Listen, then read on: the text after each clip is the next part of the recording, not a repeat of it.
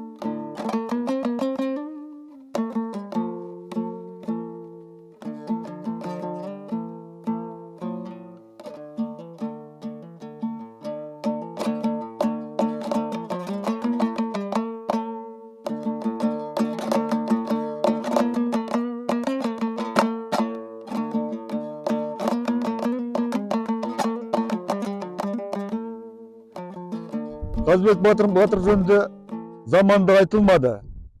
Өйткені бұл орыстармен соғысқан, басқыншылармен соғысқан тұлға болғандығынан саясатқа дәл келмеді бұл.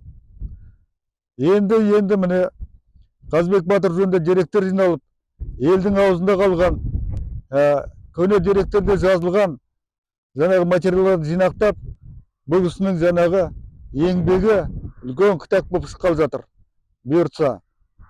Енді Қазбек бабамыздың еңбектері орасан зор, оның үлкен зерттеулер, талдаулар қажет етеді.